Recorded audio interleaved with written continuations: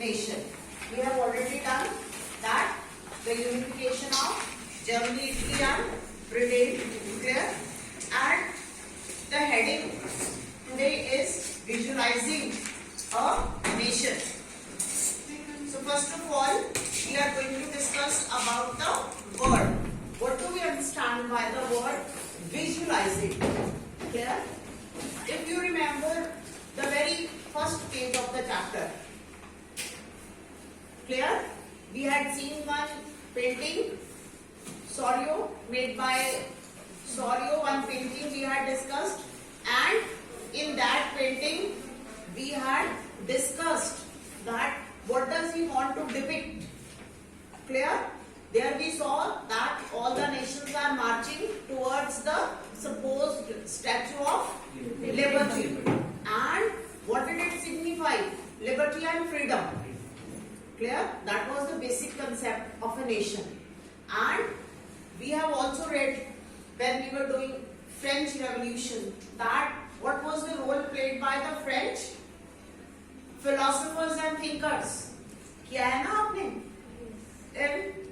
When we were doing nationalism in India, तब भी हमने किया था ना collective belonging. And I have told you that why we have selected the female gender to represent country. That's why we say motherland. ये आपको बताया था ना पहले कि क्यों हमने. इसी तरह हमने क्यों भारत माता की इमेज क्यों हमने भारत माता, otherwise that image was not anyone. कोई उसका हमारे पास जो है कंक्रीट जिसको हम कहते हैं. विजुलाइज का मतलब होता है जब हम कुछ इमेजिन करते हैं.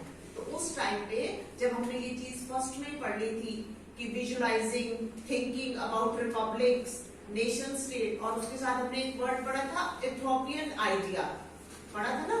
कुछ ऐसा जो हम इमेजिन करते हैं बट सोचते हैं कि पता नहीं पूरा होगा कि नहीं. सो उसी कंसेप्ट को हम आगे लेके चल रहे हैं. Visualising a nation. एक नेशन को सोचते हुए, ठीक है, उसको सबको इकट्ठा करके एक तरफ बढ़ने के लिए हमने एक जैसे कलेक्टिव बिलोंगिंग में भारत माता की इमेज क्रिएट की, सॉन्ग क्रिएट किए, हमने अपना फ्लैग क्रिएट किया. इसी तरह जर्मनी और फ्रांस में भी एक ऐसे फिगर्स को विजुलाइज किया गया जो एक कंट्री का फेस, कंट्री को रिप्रेजेंट करती थी. Right? So in the beginning, while it is easy enough to represent a ruler through a portrait, ठीक है, हम एक बता देते कि ये यहाँ का महाराजा है, कि ये यहाँ की क्वीन है, ये यहाँ का चीफ मिनिस्टर है, ये यहाँ का प्राइम मिनिस्टर है. Clear cut image we have. But अगर हमने अपनी एक कंट्री को रिप्रेजेंट करना हो, you have already read this when you do poetry. English poetry में आपने किया होगा. So what we are going to read is allegory today. Artists in the 18th and the 19th centuries found a way out by personifying a nation. Personifying a nation means that उसको एक हमने person के रूप में देख लिया, because person is live and in front of us. In other words, they represented a country as if it were a person. Nations were then portrayed as female figures. The female form that was chosen to personify the nation did not stand for any particular women in real life. वो क्या था? Rather, it sought to give the abstract idea of a nation a complete form. तो जब हम visualise कर रहे हैं, imagine कर रहे हैं, तो तब हम एब्स्ट्रैक्ट ही कहते हैं. क्यों? क्योंकि उसकी अभी हमने कंक्रीट फॉर्म देखी नहीं है. So that is the female figure became an allegory of the nation. Here in the new words it is given, when an abstract idea is expressed through a person or a thing. तो अब ये एक figure जो है वो क्या represent करती थी? उसके पीछे एक हमारा हिडन मीनिंग था. उसके हाथ में जो सिंबल्स होते थे, जैसे हमने स्टैचू ऑफ लिबर्टी का किया कि it is holding a torch. Torch हम दिखाते हैं, किसलिए दिखाते हैं? डार्क टर्न हो गया है, हम किसी को रास्ता दिखा रहे हैं, कोई वे आउट दिखा रहे हैं. तो उस टाइम पे वो टॉर्च हमें किस तरफ का रास्ता दिखा रही थी? लिबर्टी का, फ्रीडम का. क्लियर? इसको हम क्या कहते हैं, सिंबलाइजिंग। इमेजिन कर रहे हैं हम, जो चीज हमारे रियलिटी में हमें दिखाई दे रही है वो नहीं है, उसका हम एक एनलार्ज्ड मीनिंग ले रहे हैं। As so many times I have told you in the chapter that this particular word is written, but इसका ये exact meaning नहीं है, इसका meaning ये है। It is in this way that the word is used. You will recall that during French Revolution, artists used the female allegory to portray ideas such as liberty, justice, and the republic. These ideals were represented through specific objects or symbols. As you would remember, the attributes of liberty are the red cap or the broken. This you will see on this page. You can see the next page. This page is there. So on this page, the symbols and their significance are given. So you can read these later. Similar female allegories were invented by artists in the 19th century to represent the nation. In France, she was christened Marie. तो यहाँ जैसे हमने भारत माता की image बनाई, figure बनाई, उसी तरह फ्रांस में Marrion, which underlined the idea of people's nation. Her characteristics were drawn from those of liberty and the republic. And again they have mentioned that what were the various symbols which were used to portray these things. Statues of Marianne were erected in public squares to remind the public of national symbol of unity and to persuade them to identify with it. Marianne's images were marked on coins and stamps. जैसे हमने जगह जगह जाके उन symbols का प्रचार क्यों किया? So that जैसे हम एक इमेज गॉड की बना लेते हैं, ठीक है, लोग जाते हैं उसको, they go and pray, they identify कि हाँ भगवान हमें ऐसे दिखते हैं। इसी तरह उस टाइम पे लोगों में नेशनलिज्म की फीलिंग जगाने के लिए आपने एक वो मूवी बनी थी बहुत पहले, क्रांति। I don't know whether you know about it. There was one very popular song in that was Hold on this freedom struggle only. तो उसमें उन्होंने बनाया था, बताया था कि कैसे जो भारत माता की इमेज है उसको हम किस पर्पस के लिए क्रिएट कर रहे हैं। Similarly, Germania became the allegory of the German nation. In visual representations, Germania wears a crown of oak leaves, as the German oak stands for heroism. तो इसी तरह जर्मनी में जो जर्मेनिया की इमेज सिलेक्ट की गई, that was to represent heroism. Clear? That with the spirit of, आपको बार बार definition याद रखनी है। नेशन स्टेट की जो डेफिनेशन ऑनेस्ट रैनन की हमने बिगनिंग में पढ़ी है, उसमें ये एट्रीब्यूट्स मेंशन्ड हैं। Attribute means features of what a nation is. Clear? Now the next is nationalism and imperialism. This I have been telling you that imperialism or colonialism is progressing side by side. जब हम revolt of 1857 की बात करते हैं, it means colonialism had already started. Britishers were already in India with the decline of Mughal Empire. Sit actively in the class, be active. We know this, that the Britishers had come to India when? During Jahangir's time only. They had come as traders. You have read in history, medieval history में आपने 7th standard में पढ़ा है कि जो जहांगीर के time पे ही East India Company, you have read this, that they had already come as traders.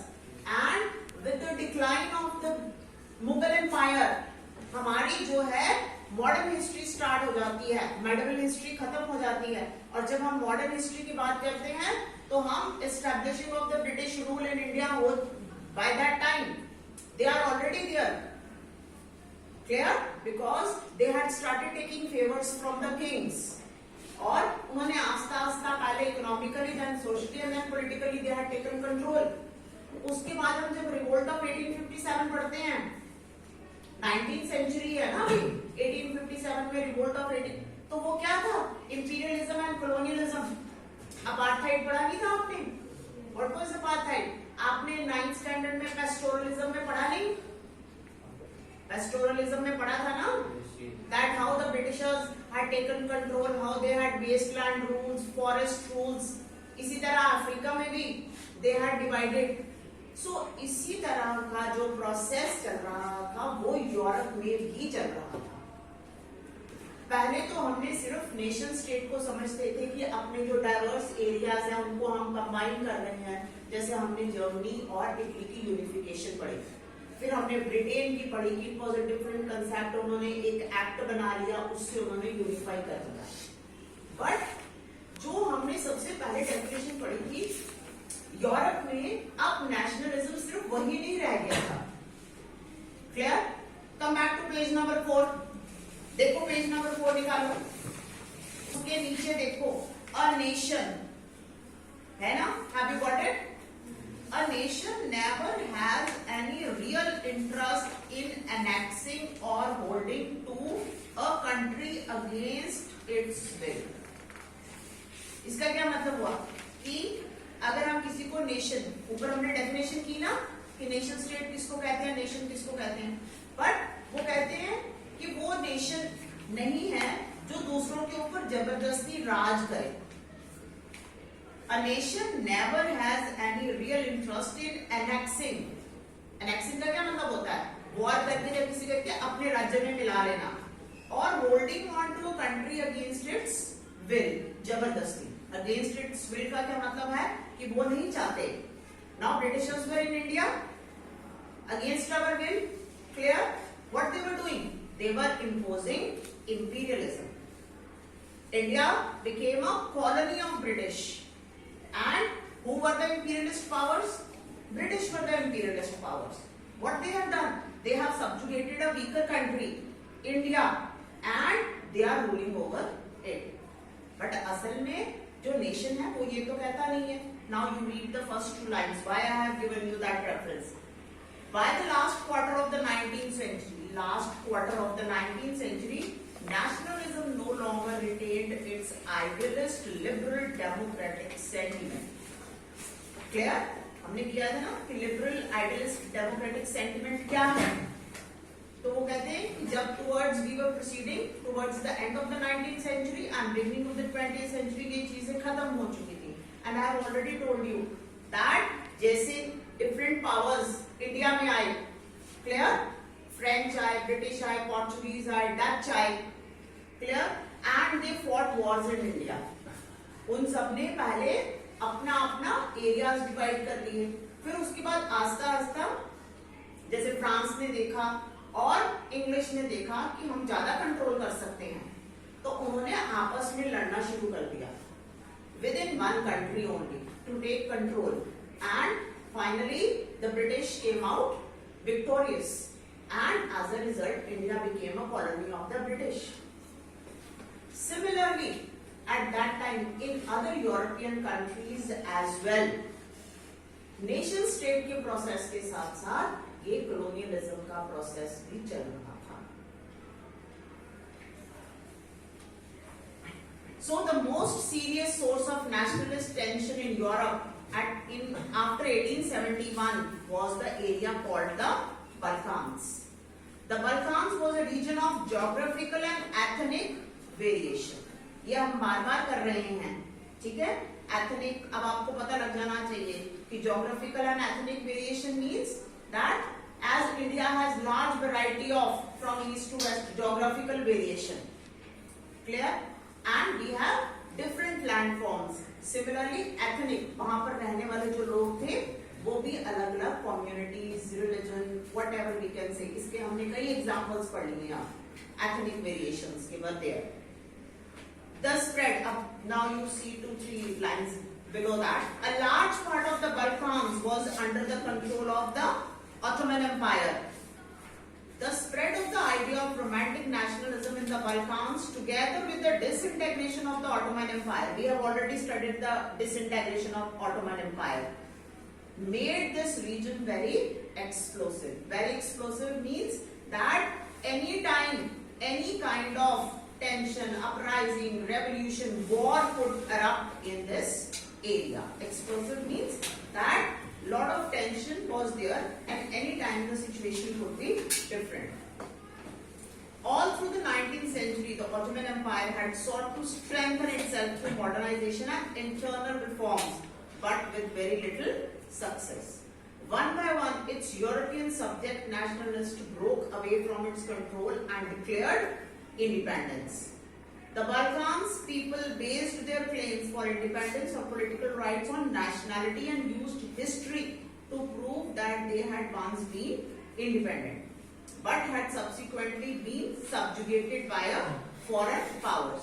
हमने क्यों reinterpretation of history हमने क्यों यूज किया as one of the method to spread nationalism? हमने कहा है कि हम अगर पीछे जाके देखें तो हम देखें Indians were so brave. यहाँ पर टेक्नोलॉजी का कितना वास्ट एक्सपेंशन थी, ठीक है, हमारे पास मैथमेटिक्स, संस्कृत, वेदास जो थे, हमारा कल्चर कितना रिच था. हम ऐसा नहीं, हमारे पास इंडस्ट्री भी थी, मैन्युफैक्चरिंग भी थी, हमारे पास इंडस वैली सिविलाइजेशन जैसी जो सिविलाइजेशंस थी उनमें कितनी एडवांस्ड कंस्ट्रक्शंस थी. क्लियर?